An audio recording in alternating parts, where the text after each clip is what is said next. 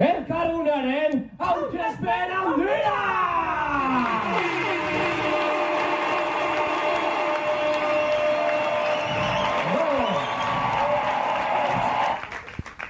Denbora luzez landu, amestu, borrokatu deun proiektu bat aurkeztea gatoz gaur, eta ametsa egi bihurtzeko giltza bat izan dugu, ez da izar? Zaten izan da giltza, Jomi? Elkarlana. Ba, herri honen ez dago herri bat, ez da? Zigilua esango nuke. Hona etorri nintzenetik gazteak, helduak, eragile ezberdinetako kideak beti ikusi izan ditut saltxean, elkarren artean. Hala. Eta esango nuke elkargunearen aziare hori izan dela, ez da? Bai, eta gaurkoan egia esan gauza pila bat aurkeztuko ditugu, baina funtsian bidea izan da altxorra, eta sortu duen komunidade guztia hau. Hala, bai. Orduan, zatka gau dugu bilo bakarrikan hemen. Guazen gonbidatzea bertan parte hartu duten gainerako kideak. Etor daitezela, azia jartzen egon didan ameslaritako batzu, gora, hau ekipo! Bueno, zein dazka gonbidatu hau, zein dira? Ni bat beste ezotzen, eta orduan igual piskatasiko dago orkesten zertxo bat eta gero emango jo bitza. Aztarrikarrak ikuste jot hemen, Aztarrika Gazte Asanbladako kideak, eta bueno, Aztarrika dakizuen bezala herriko gazte asanblada da, eta herriko gazteen beharrak identifikatu, borrokatu eta alternatibak eraikitzen diardu, eta hau da egin helburua. Ziortzako kideak ere hemen dazkau, Ziortza asteardi talde bada, 12-18 urte bitarteko gaztiekin itegu lana, besteen artean jolasak antolatzen dituzte gazteen arteko konfiantza sustatzeko eta elkarganean aitzeko, eta horrez gain ekintza kolaboratibok ere antolatzen dituzte adin ezberdinetako gazteen arteko harremana sustatzeko. Kulturguneko kideak ere ikusten dut hemen. Eta bueno, kulturgunea usurbilen euskal kulturgintzari bultzada emateko erronkadun taldea da. Eta 4 lanildotan egiten du lana, sormena, plazak, komunikazioa eta transmisioa. Eta bueno, ze proiektu hobe, elkargunea, kulturguneantzako, zora harri, ez da? Hala da, eta gaztelekuko kideak ere hemen badazkau, gazteleku hau da zerbitzua da, 12-17 urte bitarteko gaztei zuzendua. Gazte ezberdinen arteko topalekoa izatea daka helburu eta aisialdia erreminta hartuta haien garapen osasuntsu bat bideratzea dute asmo. Jakini, gazteak ere badigara komunitatean parte garrantzitsua. Eta, bueno, laboragile aurkeztu ditugu, baina esan prozesuan zehar norbanako ezberdin askok ere hartu dutela parte eta espero dugu aurrerantzen elkargunen ere hala izatea, gonbidatuta baita hori. Tropa eharra, elkargunean izan. Esango nuke. Hau danak elkarru lertzeko... Lara izango dugu. Lara pixka baina. Eta bueno, ikusten zuen bezala herriti sortutako proiektua da, eta udalea iritsi orduko udalak proiektu izar bezala hartu zuen, eta udalara ibili da, ekarpenak egiten prozesu hontan, bultzada ematen, askotan ameslarioi hankak lurreratzen, eta udal ordezkariak ere hemen azkago gure sofa hontan. Beraz, txapa guztia hau moztu eta hau eman, hori egitza, ez da? Hala, ea, Luke Ñone, aspaldutik gatoz, urrutira goaz, eta konta eguzue, nola izan zen proiektu hau sortzeko txin parta, nondik atea zen? Bueno, txapa igual gu pixka batako du, baina hemen sofatik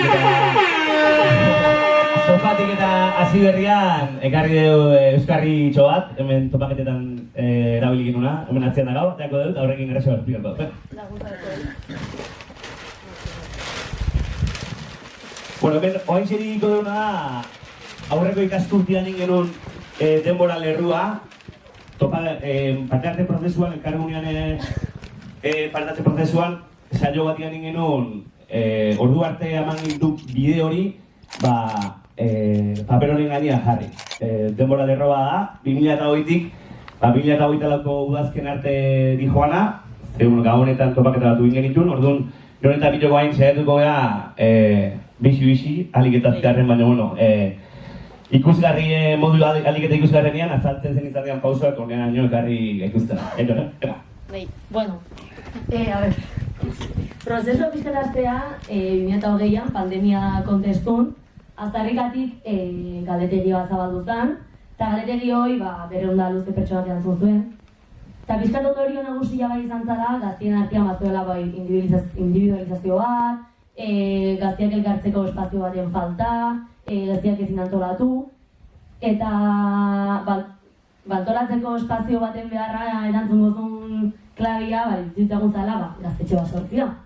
Horren hortxasi ginen, gaztegun antolatzen bestia, asambladak, gaztetxea gora, gaztetxea bera, nola antolatu, nahiko lan, nahiko burua uste, baina bai, kontatu ginela, igual gure herrin gaztetxea sortzeko momentu ez dela, edo bai, etxe dela baliabideak edo espazioa, gaztetxe bat sortzeko, eta proiektua oso ondik azala, eta igual, herriko beste jendeare gertatzen interesante izango zara, eta pixkat hortxe geritu zen gaztetxean ideia, eta plantau zen, igual, beste forma bat hartu berko zula. Eta orduan,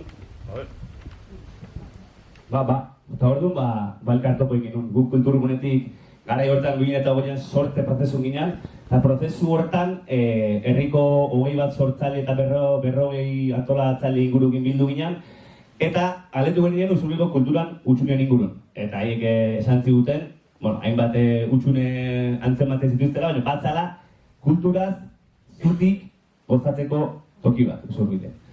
Eta, horrek ikusi genituen, beharrak eta nahiak elkar gurutzatzen ziala.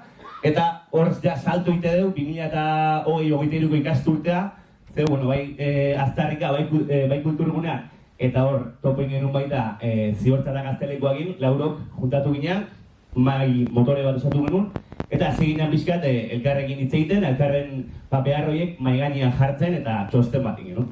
Eta hor, hemen txakazuen txosten hori, 2023ko maiatzean, aurkeztu genuen alde batetik alderdi politikoei eragile eta bestetik aurkeztu genuen anerrekan nintzen aurkeztu nola zoragarri batian, gero sartzian arrazileko ziztuen gero azaldukoa.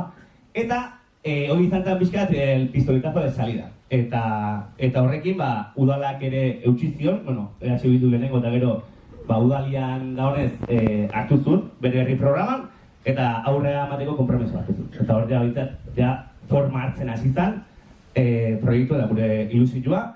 Eta hasi ginen aurreko ikasturten, 23-24, oan jonek azaldu gizuen parte prozesu. Hoi da, de repente genekin proiektu horazi joala eta, klaro, nola. Orduan parte hartze prozesua hasi zen Eluiarren laguntzakin. Eta, izan zan, juntatzen ginen larun goiztetan, bai laueragiletako jendia, bai herriko jendia, deialdi diteztian. Eta pixkat, gure bueltak ematen, ariketa ezberdinekin, planteatzen, eta pixkat amesten ere bai nolako izango zen. Bai hor landu genituela balioak, helburuak, kudeaketa, espazioa nolako izango zen. Mila kontu landu genitu, baita ere oinatea junginan inspirazioak bai ikustea. Eta egia esan, ondo pasatu zare bai elkarren artean harremanduz, pixkat proiektua forma ematen hasi ginen. Eta pixkat ikusten reala zala eta horreazti joala eta bagindoaz dela eta hoixe. Eta orduan pixkat parte hartze prozesuntako emaitzak esplikatuko ditugu gero hemen. Gero ez batxe. Baina horren aurretik topaketa batzuk egin genituen gabonetan, elkartu ginen gero bat gaurdanik lehemapian, eta hoixe hau sortu genuen parte hartze prozesun, eta auki genuen baita erakusketan erakusgarri. Eta hoxe, honekin nik uste nahiko, eta hoain ja parte hartze prozesuan emaitzak aurkeztea.